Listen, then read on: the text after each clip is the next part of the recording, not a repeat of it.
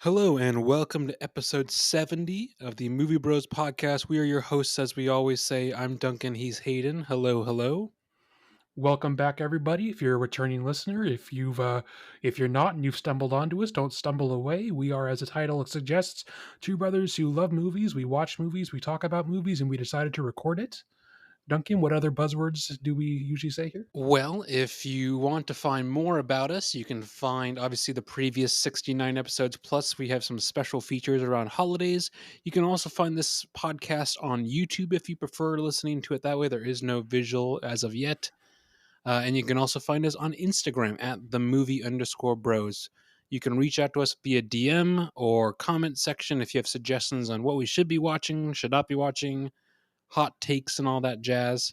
And we cover everything from all genres, all eras of movies. So if you're thinking we should cover it, we A, have already covered it, or B, add it to our list. So we will cover it. With that being said, on this episode, folks, we're going to be talking about Dodgeball, or technically, I think it's called Dodgeball: An Underdog Story. Hayden, what are some fast film facts about that? So, as you say, this is Dodgeball, subtitled A True Underdog Story, which, just getting out of the gate, not based on a true story. I think it's more like, this is truly underdogs. But the way that it's phrased, the wording is weird. Is weird. It's a little confusing. So this came out in 2004. It is over 20 years old now. I remember seeing this in theaters. Anyway, though, this is written and directed by Rawson Marshall Thurber, which I'm getting the information here, and I'm like, in the back of my mind, that sounds familiar. Why do I recognize that name? It's because he decided to become The Rock's right-hand man in directing shitty Netflix movies. He has this in 2004. Then he put out Central Intelligence in 2016 after doing a bunch of shorts. Then he's done Skyscraper as well as Red Notice. Yeah, those are all garbage. Okay. Yeah, I mean, yes. I was going to try and sit here and defend Central Intelligence, but no, they're all garbage. But yeah, so I thought that was interesting that you went from doing a fairly competent comedy to just putting out slop. Well, more money. Well, yeah. Music here is by Theodore Shapiro, and if you are a longtime listener of the podcast, you will recognize that name before. He works a lot with Ben Stiller, so he also did the music to Tropic Thunder, something we have an episode 4 months ago on. You should go listen to it. Cinematography here is by someone who I don't recognize and didn't think to look up, but their name is Jerzy, not Jerry, Jerzy, Jerzy, Jerzy Zielski. I apologize to Jerzy. I'm sure I butchered that. This stars Vince Vaughn, Ben Stiller, Justin Long, Christine Taylor, Rip Torn, Alan Tudyk, Stephen Root, Joel Moore, Chris Williams, and Missy Pyle, featuring Hank Azaria, William Shatner, Jason Bateman, Chuck Norris, and Lance Armstrong. And that's kind of all the information I have for this. Duncan, where would you like to begin, if you would like to begin at all? Well, why don't we start with the ratings? So, I remember last episode being like, you know what, I really hope this holds up, because I remember this being hilarious when I was 12. I would say for the most part, it holds up. I had a great time rewatching this. Agreed. I'm not going to say this is some, achievement of cinema, but it's pretty funny. No. And I think it's a solid 3.5 out of 5. I gave it a solid 4 out of 5. And the more I think about it, the more I'm the comedies that we've seen that actually still work are usually Ben Stiller comedies. He's and what's weird is that he didn't have a hand in writing this. He is a producer on it, so I'm sure he helped. But sure, it is weird that he is not as involved as he usually is with his projects. Well, yeah, you never know how the actual day-to-day was, but I'm thinking of a guy who's been around a long time. He's done a lot of mainstream stuff. He's now he's one of the main people behind Severance. I've never really considered him as one of my favorite actors, even though again, a lot of the things that I'm like, oh, this is still really funny. He's Well, been a part of. I think that when people think of their favorite actors, like by default, we automatically assume we must be, you know, guessing at like purely dramatic roles. When I think comedy acting is just as hard, if Harder. not in some ways harder, than being a Daniel Day Lewis. So I would say he absolutely deserves to be in that conversation. Mm-hmm. Mm-hmm. Um, yeah, very solid. I think 4 out of 5 for me. Uh, It yeah. was weird watching this back and thinking, okay, if you put this out today with no changes, you could probably still get away with like 99% of the jokes. Like Mm-hmm. it's not dated in any real way. It does a good job of making things that are adult and raunchy enough to where it's funny, but it's also it's not super specific, or it's not so over the top adult that like, oh, you couldn't put this on. And this, I don't think this is rated R. No, it's PG-13. And that's where a lot of things are PG-13, and I wish there are. I'm like, I think this was perfectly fine as PG-13. I agree. I think it's like just the right amount of slightly offensive while not being like, Mm-hmm. what Will Ferrell movies ended up becoming. Yes. Yes. I will say though, there are some jokes that I don't know you could get by without some finger wagging articles today. Like Oh, I mean, I think certainly especially towards the in end. yes, but I do think especially in today's time, if you're gonna try to write anything that's comedic, really, Oh yeah. Oh yeah. you're going to get article like I don't want to say fuck them and who cares, but like who cares? No, I mean that is absolutely what you should say. I'm just, they call someone a dyke later in the movie. Mm-hmm. I'm pretty sure Yes. Yes. there are some not like slur worthy racial connotations, but there are definitely some jokes. Mm-hmm. But I think it helps make it funnier. So I agree. Well, looking at my notes, literally just at the top, the name White Goodman, ridiculous. But I think the name, like if you put the name with just the face, oh yeah. perfect. Like Well, the facial hair, the feathered locks, oh, his everything. absolutely ridiculous wig. Yes. Yes. I also like they're like, oh no, it's actually spelled with a D, but the D is silent. That's not how grammar works. Yes. It's his name's Dwight. Calling himself White Goodman, Yeah. it's Dumb. not any better. Dumb. Well, it's But also again, like funny. well, exactly. It's like his bodyguard is named Michelle, Michelle, but it's the spelled subtitles. Yeah. M-E apostrophe shell. Like that's Yes. so like what I was constantly like genuinely impressed with is that there are like three different kinds of jokes happening at all times throughout the entire movie. Like there's a lot of dialogue based humor.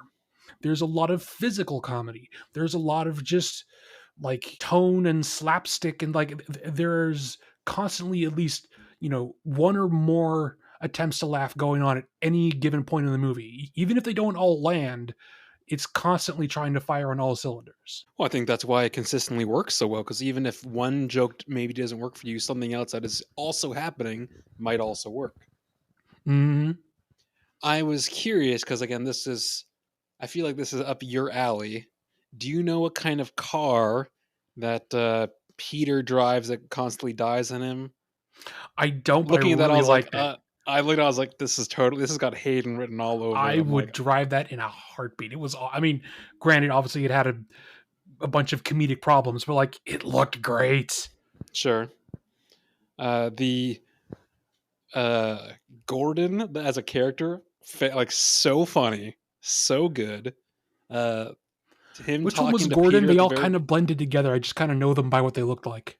Gordon is the guy who's got the mail order bride. Yes, the guy with the stapler from Office Space. Yes. Where he showed Peter midget tossing as an introduction to the sports magazine. Hmm. What I didn't feel like they really needed to like this is maybe where it lost some for me is all of the stuff about Justin Long's cheerleading stuff. I don't think they really needed it. Like maybe at the beginning to show I why he's at the gym in the first place, but like where they call him back at like Vegas and I don't know. I feel like they didn't really need it. I didn't mind it. I don't know if it made it like a whole lot funnier, but I don't mind that it's there. I think this is paced fairly well, so I don't know that it Hmm. really drags the third act down, although it No, definitely could just sail on through without it and be fine. there's a point where it's towards the beginning when I think Peter first meets or talks to Dwight or White or whatever the fuck you want to call him. Mhm. He is squatting, and like the weight he's squatting is like substantial weight, even though you know that it's clearly not real weight, and like the his Well, fake effort that he's doing it with. you say that, but like either Ben Stiller is wearing like prosthetic muscles for the whole movie, which I would believe, I bet or he's a lot more in shape he than you think, well, especially at that that's time. kind of what I assumed. Like, oh, this is 2004. He's still like mid 30s. He's I bet probably he's in just really good shape. in really good shape. Yes, So I just kind of believe that, maybe he he might. was bulked up a little bit, but I just kind of believed that's what he looked like. Sure. There are weird, like, stimming, like, quotes from this movie that I'm like, "Oh, I get to say this randomly," and it just, I don't know, makes me Well, smile. this movie is so infinitely quotable, a lot as Yes. like in the Well, right even, like, crowd. not even, like, main conver like, I don't know why, but "Turn It Up High" Reggie when he first gets in the little, like, sun. I don't know why that has always been funny to me. Him walking down the stairs with holding a dictionary. He's like, "Oh, you read it?" Like, that so d like, hilarious, but so dumb. Yep. The whole car wash scene where the guy is rubbing his, belly button. Oh god. Just awful. And then you have poor Justin Long in like little Yes. booty shorts bending over in front of him. Probably went over my head when I was 12. That shit cracked me up rewatching it. Sure, I mean, even the part where it's, Patches O'Houlihan in the video, and he's like, "Oh, you've been transferred back in time to a Chinese opium den?" I completely Dude, forgot what about the Hank fuck? Azaria showing up Yes. as young Rip Torn. That entire bit I had blanked on. It's again, the writing is so concise and funny. Like every single thing has like three different jokes going on. It's so good. But what I also like about that scene is, yes, it's a funny video, but it also, if you have no idea about how dodgeball works, in a funny way, it walks you through enough of the Yeah. rules to where the rest of the movie makes sense. Yeah. I Did mean, you catch? Oh, go ahead. no, no, no. I was just gonna say, yeah, I agree. Did you catch the name of the bar they go to celebrate after they beat the steroided Girl Scouts? Oh, I was gonna write it down, and I didn't do it, but I'm It sure it is was a joke. it is the Dirty Sanchez, which I'm like, Jesus Christ, dude, who Yeah. wants to work at the Dirty Sanchez? That sounds terrible. I mean, it just looks like every dive bar I've ever been to. But just from if it's named that, you know it's got to be not Oh high yeah, quality. no. Well, so something I thought was also funny is that obviously the whole movie revolves around Vince Vaughn not having enough money to pay off the bank Sure. to keep the gym. Yes. Yes. During their training montage, they can see other people working out in the background using the rest of the gym. Like he could absolutely just be collecting fees Yes. from people. Well, again, if you remember towards the beginning, the I can't remember the main chick, but the main chick, she's like, "Oh, you literally haven't collected fees from anyone in like Oh, that's 13 months." true. I'm like, "Oh, so that's just his fault. He's just not good at business."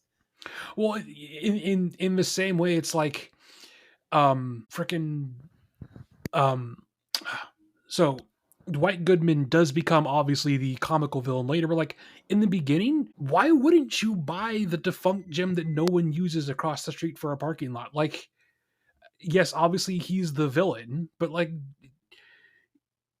Vince Vaughn's doing a terrible job running his business. I can't blame him like initially. No, not at all. And honestly, yeah, if you look at it from a more objective view, yes, it makes total sense why what has happened has happened. Oh yeah, so there's so much of mostly what the older version of Patches O'Houlihan says. That I think is where maybe you might get some pushback from, like the amount of times that he referenced Justin Long as queer bait or something like Oh that. yeah, yeah. The so there's two scenes in this that I get why they happened, but they're really like the they are not the how do I word this? So like there's a bit where White is getting zapped when he's trying to eat a donut. No, no, no. Hilarious. It was pizza. No, no. No, no, Was no, it no. a So that pizza? first it's the, and Right. It then was the later on donut and he then the pizza in his crotch. Yes. exactly. So both of those things are not really what those scenes are about, but like I'm glad that they're there because again, actual good comedy, and it's so easy to go right from that to something else, and they throw it away. It's not this long drawn out thing where I think some comedies, some of the stuff again, when you think of some of the Will Ferrell stuff, is they keep hammering home the same joke over and over. Whereas this, They it's do use tend to it, throw it have away. yeah, they do other comedies do tend to have a Seth MacFarlane problem where they just beat the joke into the ground over and Yes. over and over again until it's not funny. Nobody makes me bleed my own blood. Also fantastic. Also hilarious. And also that whole scene where he's essentially dressed up like Fred from Scooby Doo, The whole it white just suit. Yes. ridiculous. And he's got an inflatable crotch for some reason. And then when he whistles for Michelle to come pick him up, Michelle just pulls up on a little Vespa. Hmm. Also funny.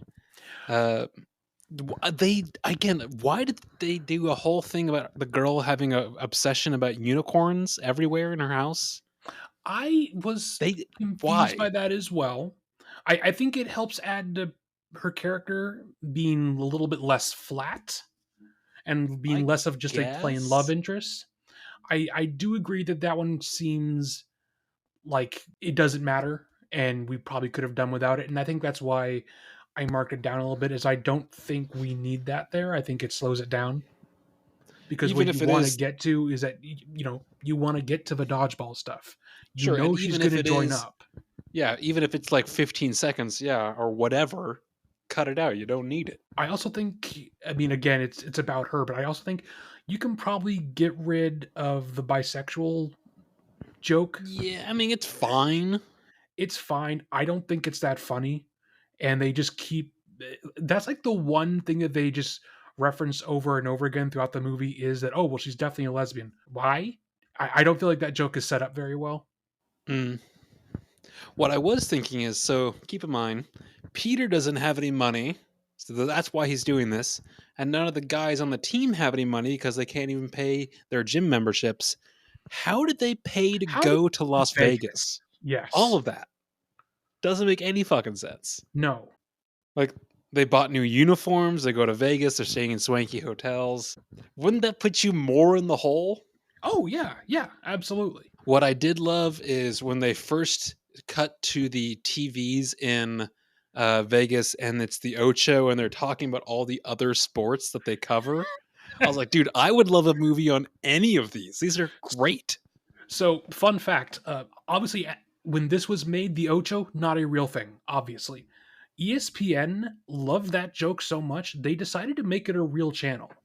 Why not? The Ocho is now a real thing that literally shows like underappreciated, unknown sports. It was a Good. real thing that they did now. I think I probably quote Jason Bateman's Oh, he's so fucking good in this. Oh my god, just he's so funny, non dude. like random non So funny. sequiturs maybe once a day. I think I probably say like, oh, that's a bold strategy. Let's see if it plans out for him. Like I think I maybe say that daily. That shit is hilarious even now. Yeah, him as Pepper Brooks. Yeah, super funny. I love all the other teams that they're playing against also are Mm-hmm. just puns. Hasselhoff. I mean, Oh yeah, they're I just forgot to write down David Hasselhoff just shows yes. up for all 15 seconds. I know it's really one of those things you definitely just could not like say anymore. But retards humping doorknobs is so funny. It's so goddamn funny.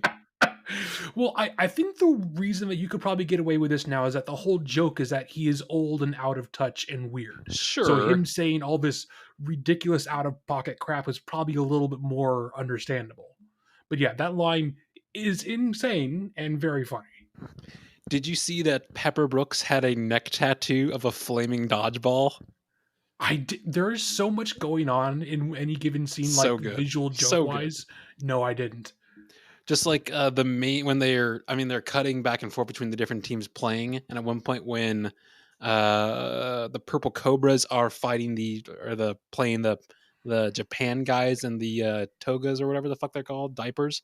Um, they reference the name of one of their players, Oh and I'm yeah, and then like, it's just a bunch of random Japanese words. it's Suzuki, Toyota, Okinawa, and I'm like, so Yeah, it's just three that's very funny. broadly Asian things. Okay, Well, it's like it's a different movie, but there's a similar joke in one of the scary movies where they're making fun of The Ring, where they have Anna Faris talking to, or no, it was The Grudge, and she's talking to like the Asian ghost kid that they're making fun of in this, and they're all being dubbed over, and both of them are just saying random Japanese words for like 10 minutes straight. It's so funny. There's a point where Peter leaves. He's like, "Oh, I'm just gonna run away," and he like checks out of his room. And when the I chick also wondered, goes how did he get all the way to the airport and back? there, I mean, I don't know where the airport is compared to I suppose. wherever the dodgeball is. But what I was thinking about is, so he checks out of his room, closes the door, he goes away. She comes to check on him, and she just opens the door. I was like, okay, does she have a key to his room?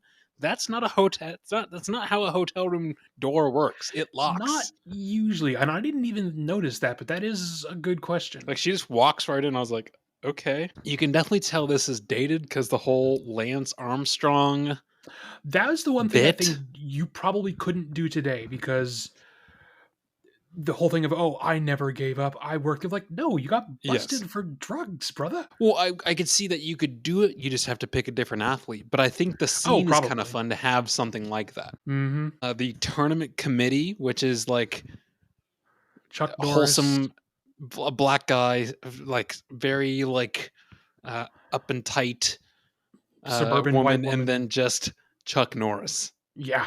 Well, I think what works really well about the cameos in this is that none of them seem to have anything to do with one another. Correct. I mean, I don't know. I just,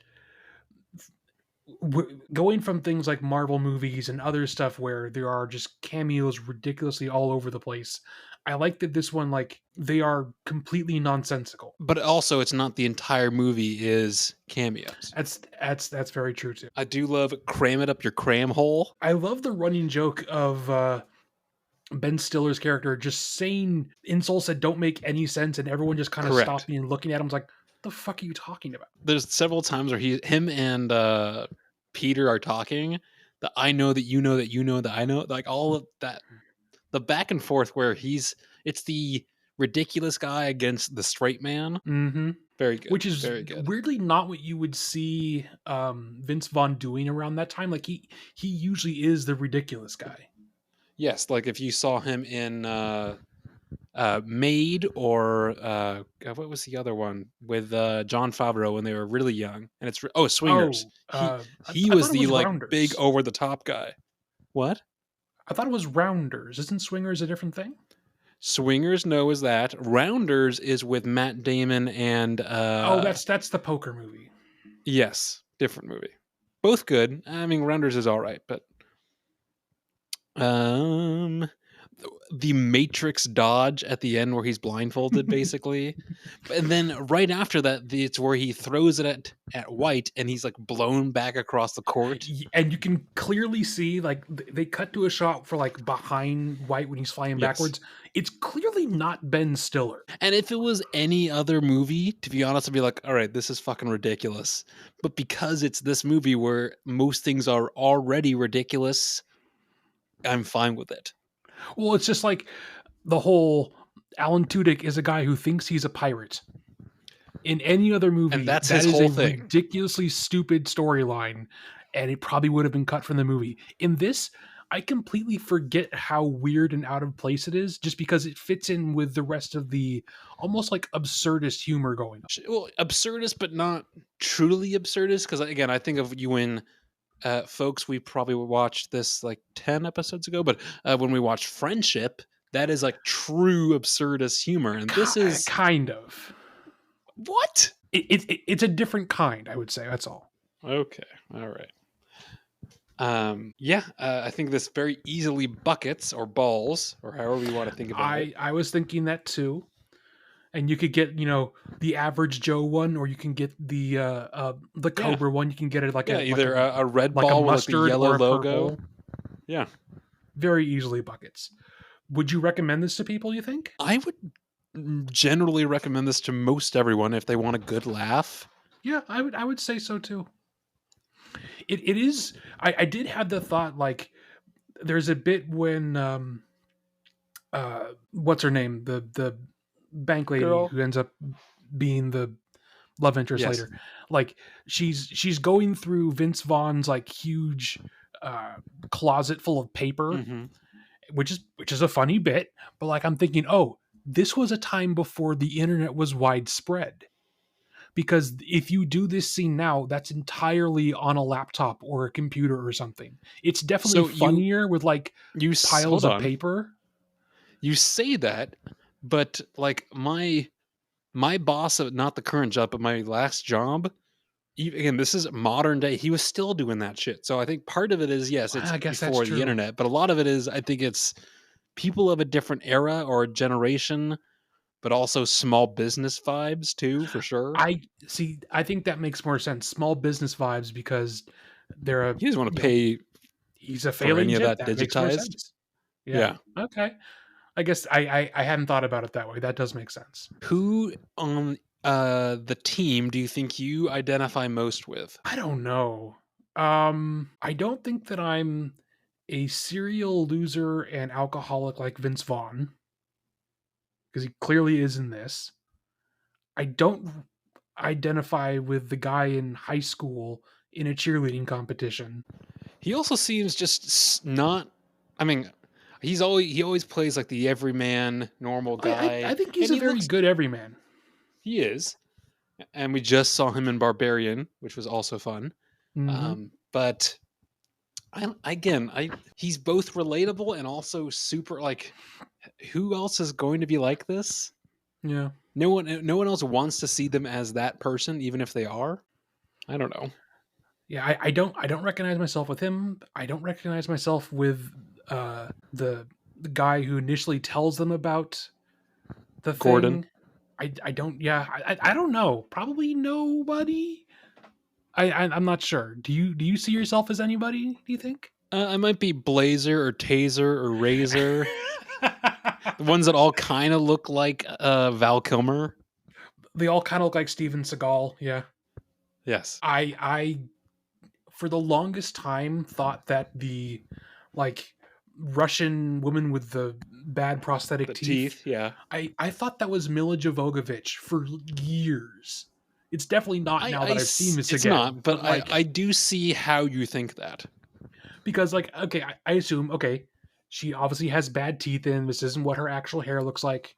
At the time, Hmm. I'm like, oh, because I remember I just watched Resident Evil for the first time. I'm like, oh, that must be the same actress, and I just never questioned it for like 2 decades. Well, this is something that I didn't really have a whole lot of notes on. I do think it is more difficult to have like discussion worthy notes on just plain comedies. Do you have anything else you'd like to bring up? Not really. Again, I think a fun movie, a concept that is clear and interesting. I think the casting was good enough for like at the time. I can't see you trying to put someone else like bigger into this. I think that would No. detract from it. I don't Okay, well, really. if you had to make this today, who would you cast in it? Well, I feel like the titular roles, like the main people that you really are following, you probably wouldn't want someone name Well, I playing mean, it. But all the no, I'm saying just all the other characters, find some nobodies. yeah, but if you had to recast the Vince Vaughn and the Ben Stiller, who would you use modern day? Who do you think would work? Because Hmm. I know who I would go with for at least Ben Stiller. I think Christoph I'm Waltz should be the new Patches. I think he would kill it. I And think I that don't would know if be I've ever seen great. him in a comedy, so I mean, he's got comedic moments in a lot of his movies, but yes. Um, I I who are think you thinking? I think it's got to be the annoyingly good-looking guy in Running Man. Glenn Powell? I think he would be a good like He's not meathead. average enough. No, no, no, no, Oh, are no. you thinking For Dwight? Okay. yeah, I think that'd be hilarious. Yes. I No, think that would actually, work I think that really works really well. well. Yes, I I agree. don't know who Okay. you would get like Because average you do need though. like an average person. Hmm. Everyone's too good looking.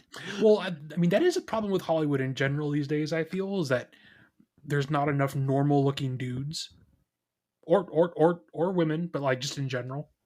No, I agree. Well, the age of this kind of comedy is gone, and that kind of comedy, that's where that kind of people thrived. And now that there's not those kinds of comedies, there's not really quote unquote room for those kinds of people in, like, maybe Jordan Peele, because he's got the comedy from Key and Peele.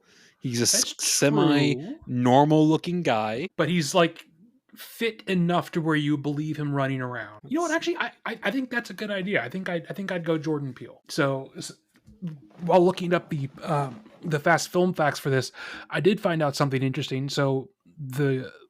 Um, so Christine Taylor, the the blonde girl in this, is married to Ben Stiller, which is why she oh, shows up in nearly all of his projects in yeah. some I role. was like, oh, Zoolander. Yep. Okay. You know, Hmm. Zoolander. I think she has like a bit role in Severance. She shows up all over the place. Okay. Oh, well, good for her.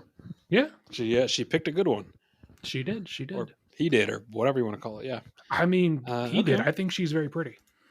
Oh, she is for sure. Well, I think that's all we have to say about Dodgeball. We liked it. Go check it out. It's available on Netflix. Um, we're going to transition into things we're looking forward to. If we've watched anything recently, Duncan, why don't you lead us off? All right. Well, things that I have watched recently. I think the last thing we talked about was Barbarian. Oh, so Megalopolis. Okay. Oh Please, boy. please inform me.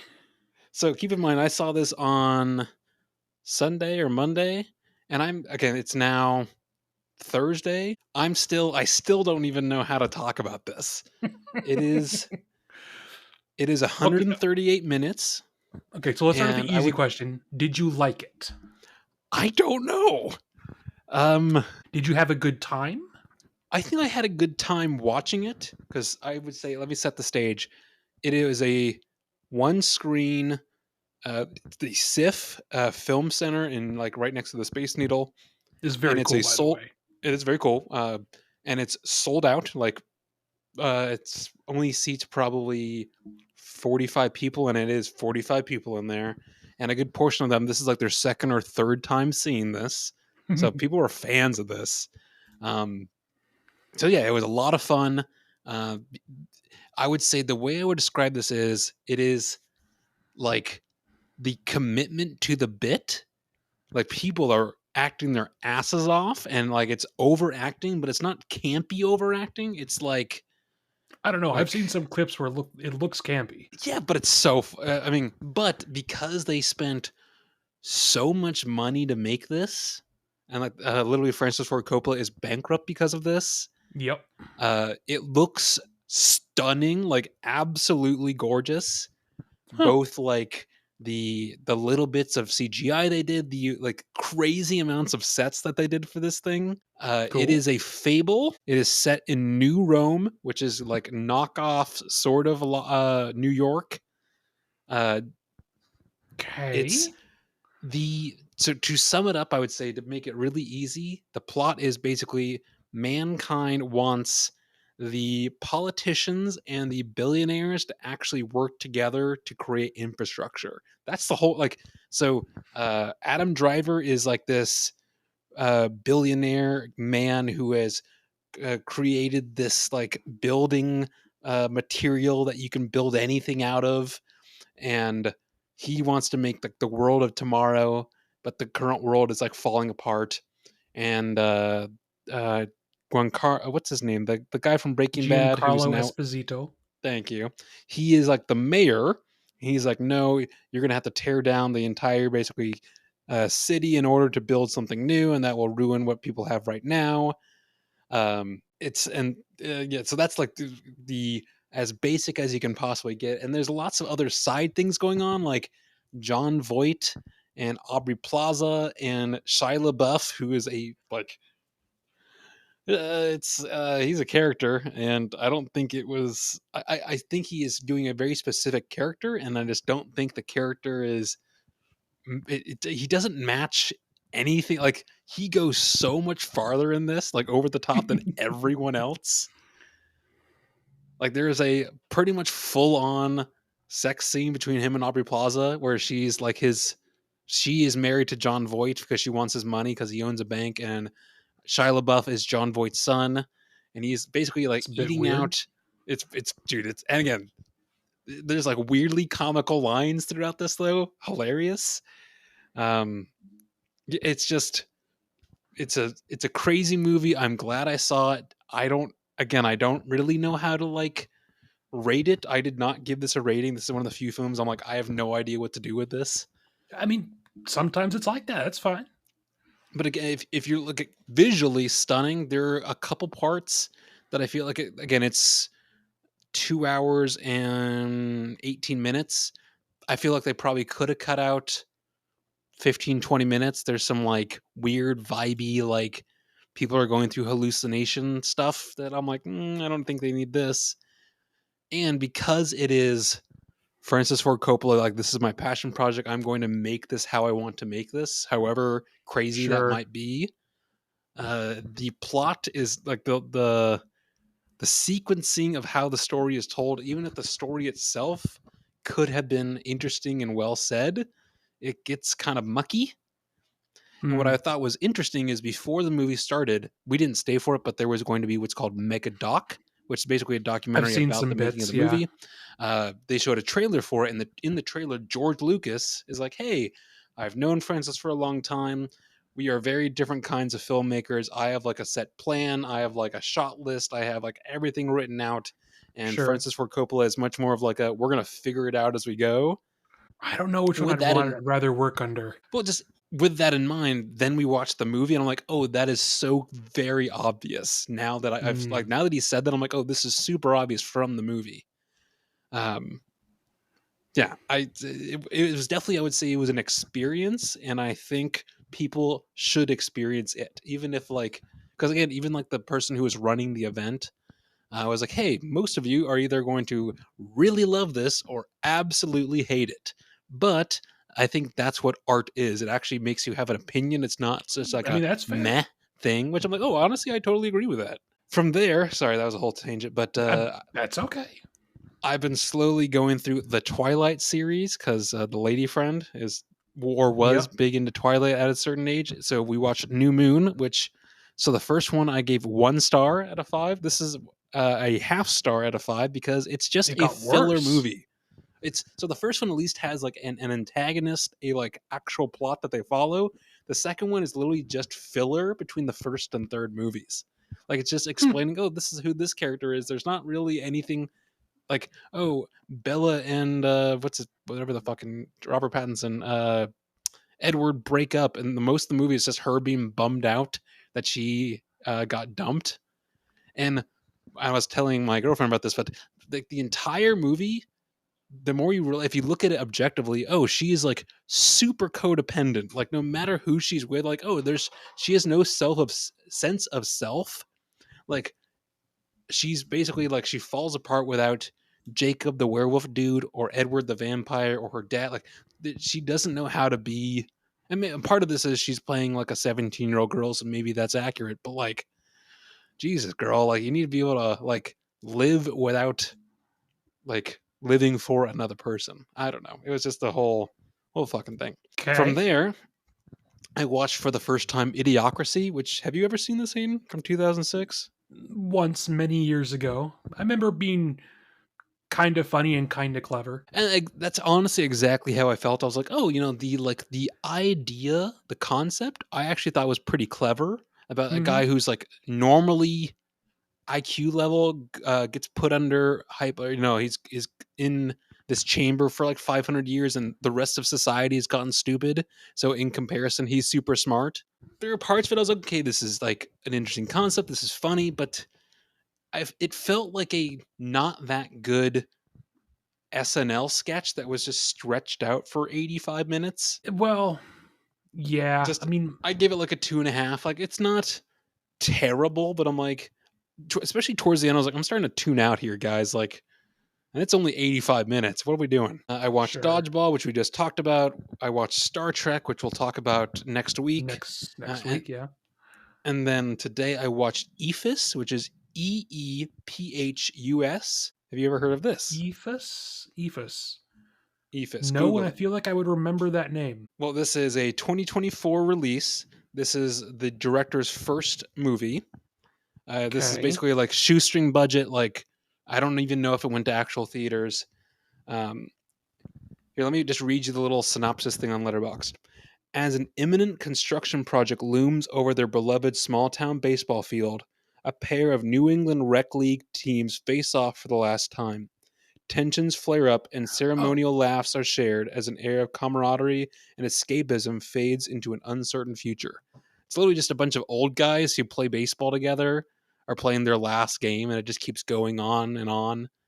Uh, right. We've talked about watching this before. I very much enjoyed it. I would give it like a 4.5. Is it Uh, sad? Is it funny? Is it kind of like a uh, mix? so it reminds me of like a Richard Linklater movie Okay. where it's again the backdrop is them playing this last baseball game, but what's really happening is like all these dudes like hanging out mostly for the last time. They're all in like their 40s and 50s, uh, but they love playing baseball. Um, but it's still like broy guys who they're gonna give each Sure. other shit the whole game. Um, no, it was yes, there are some like sad bits, but it doesn't take it like too seriously. Um, I still felt like it was like a light movie. So I would, I mean, I just found it from the library, but Cool. yeah, I would recommend it. That's kind of all I've seen. Again, I feel like a lot of that was me just rambling about Megalopolis. But That's Hayden, what okay. did you watch this week? So it's only been a couple days since Saturday, but so obviously, I have also watched Star Trek because we're gonna talk about that next week. I watched a movie called Jacob's Ladder, which is a horror movie from the late '90s, which is I feel like I've heard that of that it's before. it's very mentally very weird and full of like psychedelic stuff and body Hmm. horror. It's kind of Up depending your how you alley and want to. not mine. Well, not only that, it's very vague in the way that it delivers a lot of its stuff. Just in Hmm. that it, okay, is he constantly going through and he's reliving the same things over and over again? Is he stuck in like purgatory? There's lots of things that are purposely left unexplained. So it's a very interesting movie, but because of that, it's it means different things to different people and it can be very divisive. So I watched that. Did I mention last week about Welcome to Derry? I don't remember. I Um, think you referenced the first episode, yes, and said it was really, okay, or yes. it was really good. Yeah, I think you said I mean, that. I'm just gonna repeat that. Yeah, Welcome to Derry is really fucking good. And one specific thing that I liked about it is that it very quickly gets rid of the notion of these are protected characters who can never die, because that's, That's good. well, I mean, and that is really good because one of the issues with especially It Chapter 2 is that you know who all the main characters are and Sure. you're not really worried that any of them are in danger. Literally, Hmm. there's like 6 kids killed off in the first episode. It's great, which is a weird sentence to say, but like you need Pennywise to be a threat, and he is certainly a threat in this. Um, Do you get a lot of him in it? so yes and no. There are, I mean, because Pennywise's whole thing is that he embodies what you are scared of. Yes. So Yes. he is there, but he looks like other things. So you Okay. you you do get a couple different silhouette shots and a Sure. couple like glances at him, but I think they're saving him for like later in the season to be fully out in the open. Gotcha. Um, I watched a Russian. It's not. I mean, it's a horror movie, but it's like really campy and like not goofy, but it's definitely from the early '80s. It's called VIY. It's a very silly movie about witches and ghosts, and it's visually very out there and interesting, but it is more so fun to laugh at as well. And Okay. then I haven't, I don't know. I've been trying to get out and do other things and not sit in my apartment every day, so I haven't really watched a whole lot of other stuff. Yeah, that's kind of all I got. Okay.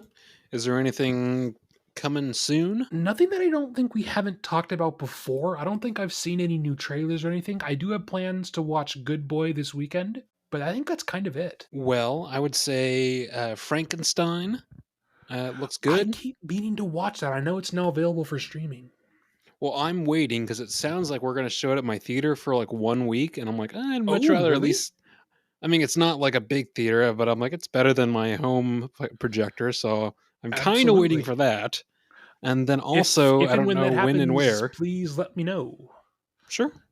I don't know where, but I'm like, okay, I'm now coming around more and more after I've seen so much positivity about it. But Predator Badlands, I'm like, okay, Oh, right. Yes, I've been sharing a bunch of I would Predator be down to see Badlands this. stuff. I've been sharing a bunch of Predator Badlands stuff. Yeah, it's supposed to be Yes, you really have. good. It's supposed to be very, very fun. And I was watching a breakdown about how, yes, it is PG-13, but that's because there's a loophole that says It's creature violence aliens. and gore Yes. is not the same thing as human violence and gore. So, yes, people are still getting chopped in half. They're ripping spines out. They're like scalping people, but they're all aliens. So the rating board looks at it differently. If this was humans, yes, it would obviously be R, but that's the only reason it's actually PG-13. So I don't know if that's when that will line up, but I would like to see that at some point. I feel like Dad also wants to watch that, so maybe we can get him to grab tickets. Yeah, I mean, Possibly. I'm gone uh s- all next week out of town. Yep, you're going and doing diving in Mexico, I believe. Yes. Uh-huh. So yeah, maybe Cool. when I'm hoping that when I get back, A, we'll be showing Frankenstein so we can watch that, but B, yeah, we can find some time because yeah, I think that could be fun. So while in All Mexico, right. you'll have to tell me if everything is like piss yellow sepia filtered, like Breaking Bad tells me it is. Well, I've been there many times before, and it's definitely not. What? So you don't step over the border and then immediately everything is just tan? Well, that's also a different. So that's a way different part. Mexico's fucking huge, Hayden. I know. I'm just making the joke. I know. I'm saying like it might actually be much more like that when you're next to New Mexico, that part of Mexico, That's probably true. versus like, hey, here's this tropical island kind of vibe. Fair. Well, folks, that was Dodgeball, which you can watch on, I believe it's Netflix right now. And next week, we're going to be talking about Star Trek, the one with Chris Pine and Quintos. Mm-hmm. Yeah, this has been episode 70 of the Movie Bros podcast. And I guess we'll catch you all next time.